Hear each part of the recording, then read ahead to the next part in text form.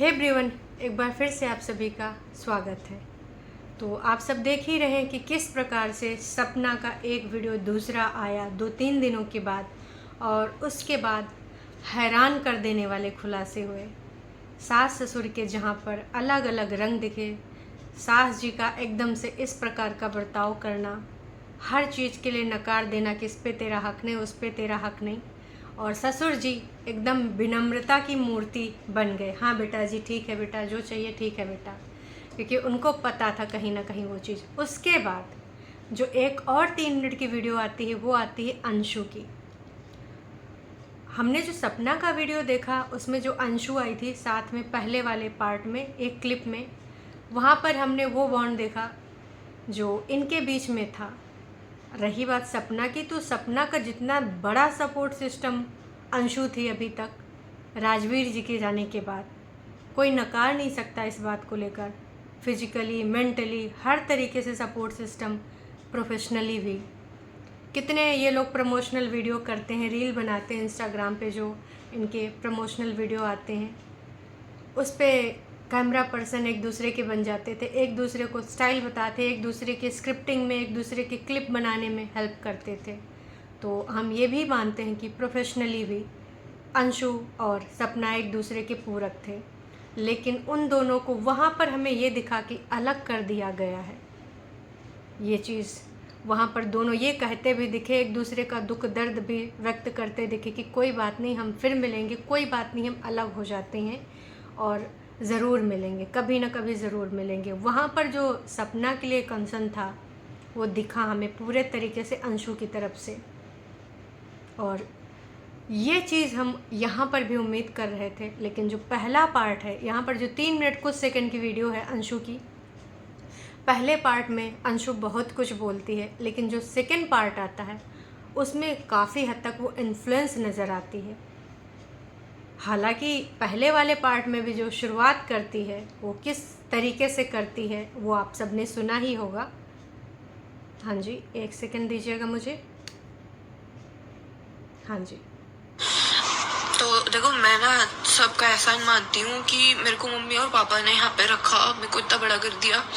पर एक चीज़ बोलूँ तो हाँ। भाई, मेरा अटैचमेंट भाभी से भी है, मैं उनको भी प्यार करती हूँ, क्योंकि भैया के जाने के बाद मैंने उनकी भी हालत देखी है, उनको रोते हुए, और बाकी सारी चीज़ें, उनकी बीमारी जो भी।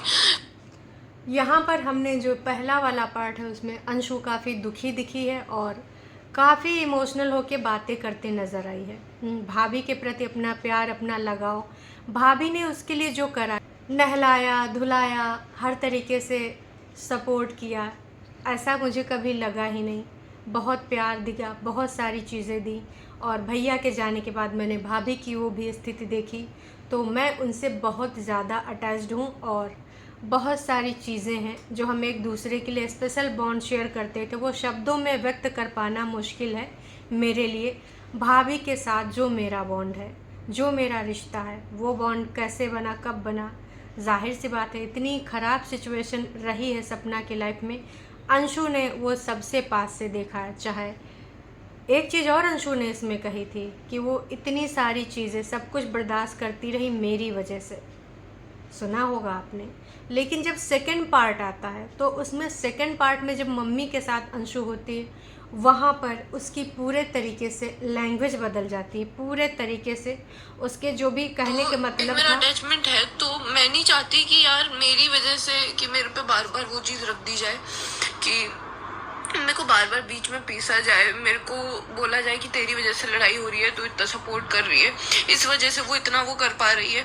तो मेरे को वो चीज़ बार बार नहीं लेनी बढ़िया है कि सुना आपने, यहाँ पर ये कहने का इसका तात्पर्य यही है कि भाई हमेशा मुझे टारगेट किया जाता है।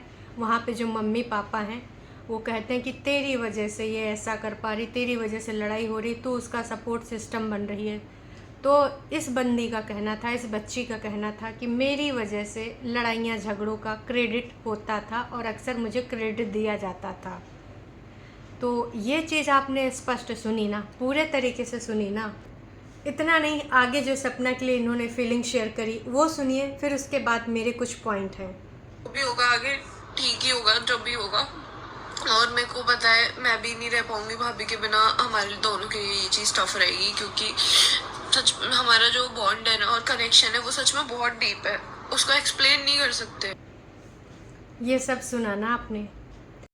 इतना ही नहीं दर्शकों, इन्होंने एक चीज़ और बोली अपनी भाभी के रिगार्डिंग, कि जो मेरा भाभी के साथ बॉन्ड है वो तो वैसे भी मैं शब्दों में व्यक्त नहीं कर सकती, लेकिन जो भाभी अभी तक सह रही थी, बर्दाश्त कर रही थी, वो सिर्फ और सिर्फ मेरी वजह से।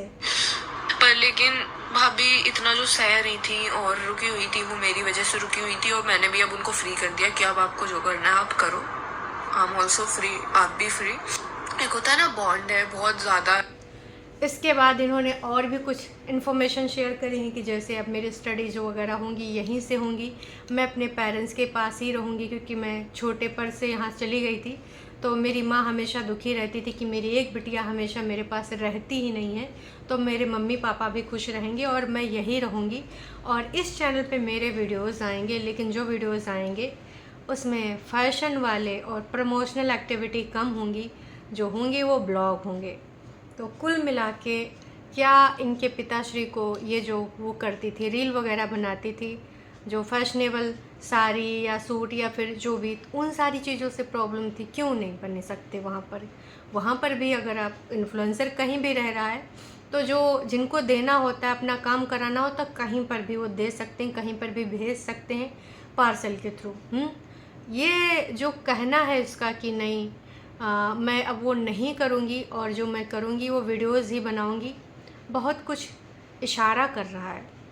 ऐसा लग रहा है कि इन्फ्लुएंस हुई है बच्ची। और दूसरी बात ये कि इन्फ्लुएंस होने की वजह भी है, अभी छोटी है, अपनी मनमर्जियाँ नहीं कर सकती है। मे भी ये बोला जा रहा हो कि ये जो अपने जैसा प्रमोशनल एक्टिविटी कराती है, साड़ी पहनती है, ऐसे वैसे लुक देती है, समय से पहले बड़ी हो रही है। देखो, तमाम तरह के लोग हैं, तमाम तरह की सोच है, उसको हम चेंज नहीं कर सकते। आखिर इस बंदी ने क्यों मना कर दिया कि अब मैं प्रमोशनल एक्टिविटी नहीं करूँगी, प्रमोशन वाले कम रहेंगे, मतलब जो इनको लगेगा वो एक्सेप्ट करेंगे, जो नहीं लगेगा नहीं करेंगे। क्या कुछ ऐसा है? यहाँ पर माता पिता का प्रभाव ज़्यादा दिख रहा है। उसके बाद जब इसकी माँ आती हैं, इस वीडियो के क्लिप में माँ के साथ भी शायद ये इनके पिताजी बुलवा रहे होंगे, जो भी है। उसके बाद इस बंदी का बोलने का तरीका, पूरी बॉडी लैंग्वेज और शब्दों का चयन पूरे तरीके से चेंज हो जाता है, पूरे तरीके से। जो यहाँ पर बोला था बिल्कुल उसके अपोजिट। और ये चीज़ आपने भी फेस करी होगी, नोटिस करी होगी, अच्छे से ऑब्ज़र्व किया होगा। जहाँ बोल रही थी कि मेरा और भाभी का जो बॉन्ड है वो एकदम उनके बच्चे की तरह था, जो कि बिल्ड हो जाता है समय के साथ, जो आसानी से नहीं टूटता।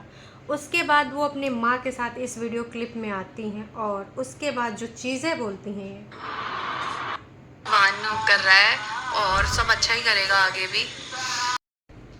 ये भी आप पहले सुन लीजिए। और मैं एक चीज़ कहना चाहूँगा, इसमें किसी का भी कोई वो नहीं है दोष भाई, जो भी हो रहा है ना आज भगवान कर रहा है और सब अच्छा ही करेगा आगे भी।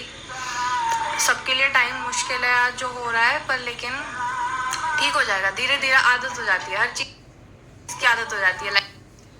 तो यहाँ पर ऐसे लग रहा था कि बोल तो अंशु रही, लेकिन शब्द ये किसी और के हैं। कौन बुलवा रहा है, कौन, ऐसे लग रहा था कि बस कोई स्क्रिप्ट बोल सुन के आई है और वो बोले जा रही है कि हाँ ऐसा हो जाएगा, वैसा हो जाएगा, धीरे धीरे सब ठीक हो जाएगा। और इसमें किसी प्रकार का किसी का कोई दोष नहीं है।